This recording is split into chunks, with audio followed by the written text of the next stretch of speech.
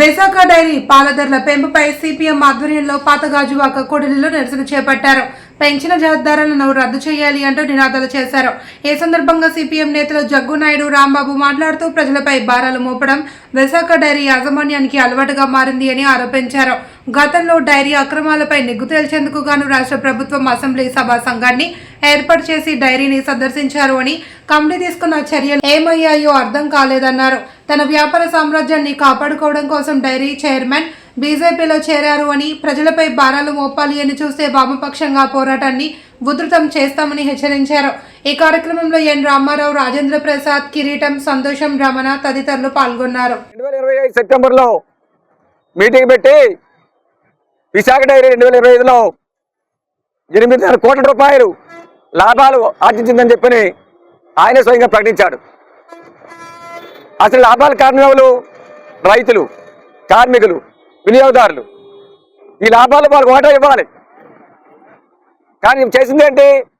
లాభాలు తెచ్చిపెట్టినటువంటి రైతులతో పాల ధర తగ్గించేశాడు, కార్మికులతో ఉన్న జీతాలు తగ్గించేశాడు, వినియోగదారు ప్రజల మీద భారాలు వేశాడు.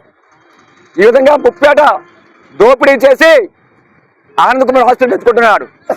ఆయన కుటుంబం వంద బాధ్యతలు భాగభాగ్యాలు వేస్తున్నారు, ప్రజల మీద భారాలు వేస్తున్నారు. 100 కోట్ల రూపాయలు ప్రజల సొమ్ము లూటీ చేశారని చెప్పి ఫోటో ప్రభుత్వం వచ్చిన తర్వాత సభా సంఘం చేశారు. వెంటనే ఫోటోలో భాగస్వామైనటువంటి బీజేపీలో చేరిపోయాయన. అంతే, గప్తుప్పు అయిపోయింది. ఎటువంటి విచారణ జరగడం లేదు. ఎక్కడ దొంగలు అక్కడే గప్తుప్పు అన్నట్టు విచారణ అయిపోయింది.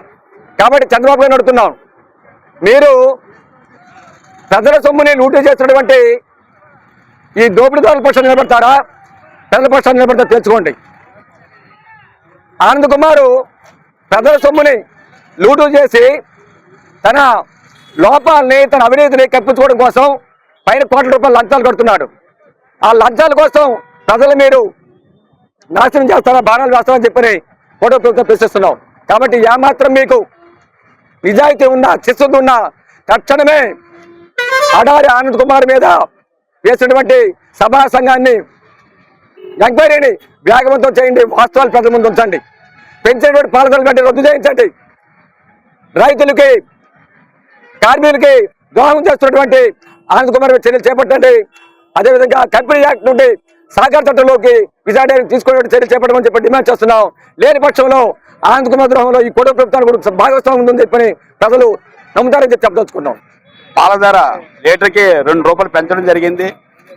అదే కాదు, ఏదైతే పాల ఉత్పత్తులను ఒక్కొక్క ఉత్పత్తి మీద 6 రూపాయలు కూడా పెంచడం జరిగింది. ఆయనకి లాభాలు సరిపోవట్లేదంట. సంవత్సరానికి 4 కోట్లు వస్తున్నాయి, 30 కోట్లు రావాలి, కాబట్టి ధరలు పెంచాలి అని అంటున్నాడు. కానీ ధరలు ఎందుకు పెంచుతారండి? పాల రైతుల దగ్గర చాలా తక్కువ ధరకి లీటరు తీసుకోవడం, అలాగే పాల రైతులకు కూడా బోనస్ ఇవ్వకుండా అక్కడ దోపిడీ చేస్తున్నాడు, ఇక్కడ వినియోగదారులు దోపిడీ చేస్తున్నాడు. అదే కార్మికులు 305 మంది మాకు జీతాలు పెంచాలని ఆందోళన చేస్తే జీతాలు పెంచిన తర్వాత దుర్మార్గంగా అన్యాయంగా తొలగించారు.